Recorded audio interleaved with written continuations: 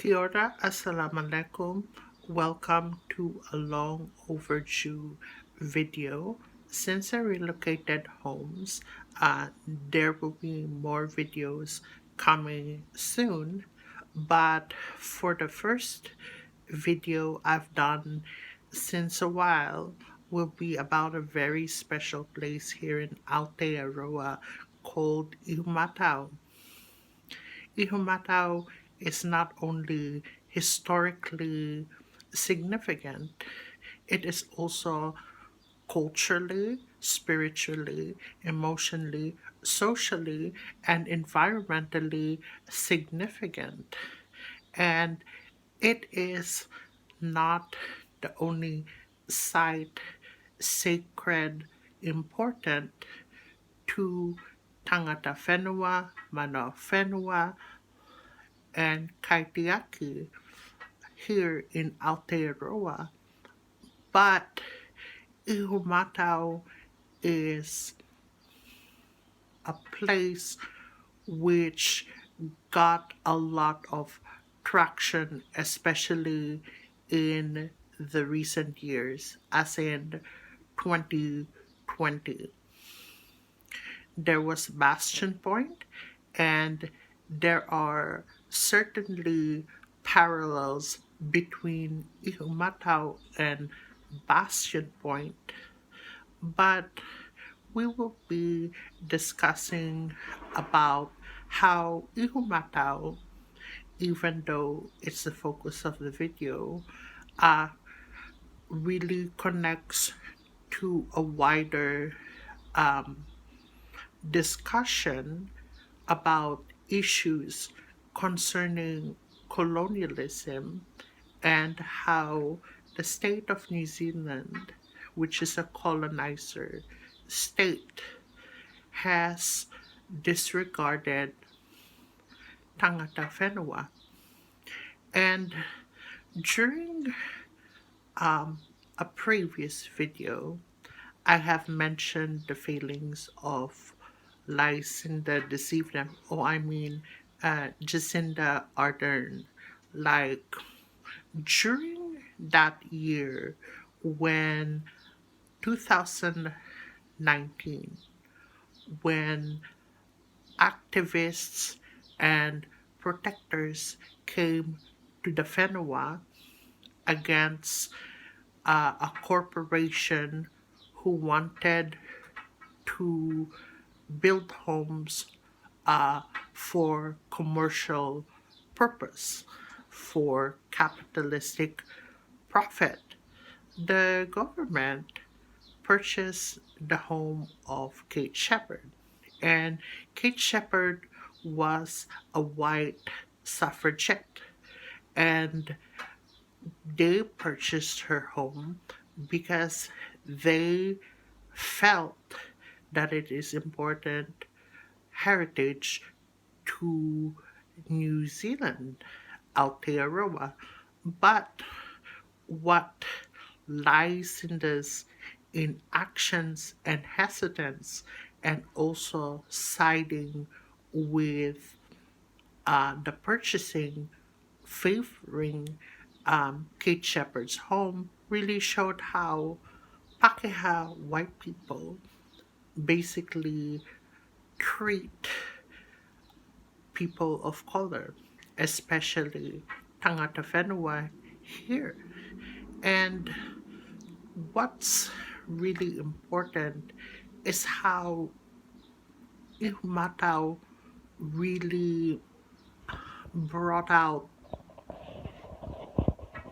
issues which ties in with things happening across the globe, because the theft of indigenous land isn't unique here to Aotearoa. And just a brief history about Ihumātao. Ihumātao was land confiscated, actually stolen from Maori by the state. And the state didn't return the land to the Tangata Whenua instead sold it to the Wallace family, which is a white family, who eventually sold it to Fletcher. And there was a plan to build roughly 480 homes in the area without taking consideration about the importance of Ihumātao.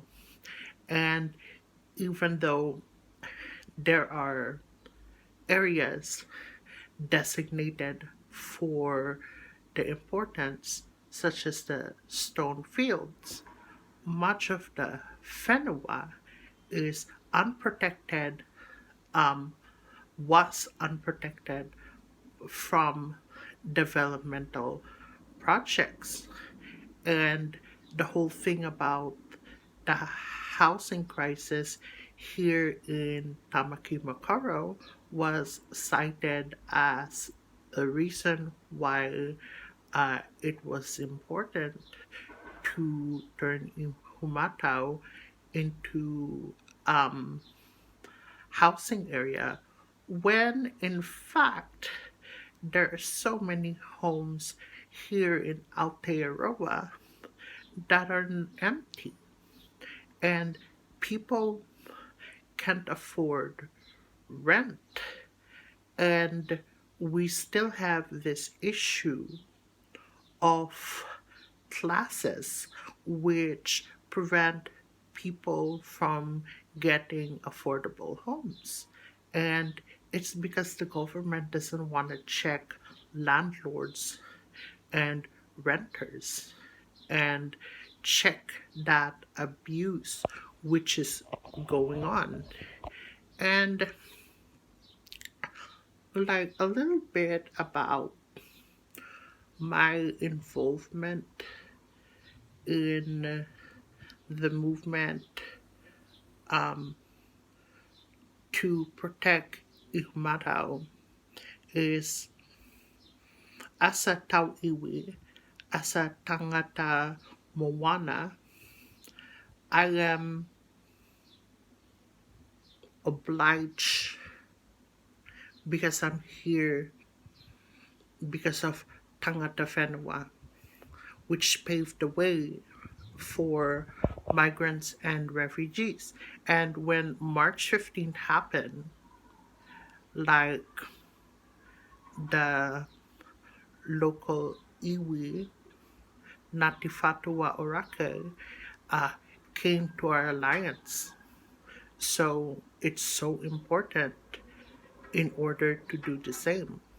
And I came as part of the Muslim delegation, but I also came as part of Asians supporting Tinoranga, Tinoranga Tiratanga, which is a concept that I will be discussing next video. But Lysinda and her empty promises. So what happened to Ihumatao? Ihumatao was bought by the New Zealand colonizer state for 30 million, and we're keeping an eye out what will happen, because a lot of Manawa Whenua, with Panya Newton being um, the poster girl in the movement to protect Ihumātao by the media, because the media doesn't realize, even though Panya herself is a very important figure, she's not the sole leader of protecting Ihumātao. And what should be done is Tangata Whenua should always be consulted in matters dealing with Whenua. And we should really realize that, like with white led environmentalists, They lack intersectionality, and they lack the connection of the land that indigenous people have. And we should really call out corporations and their bullshit, and how, like, the government has double standards, just like other nations, for indigenous people. And to remember, this is a greater movement, which is part of movements against colonialism and white supremacy, but it's important to understand the key figures and the key people who are behind the movement. And I will leave you with articles to read. Thanks for watching.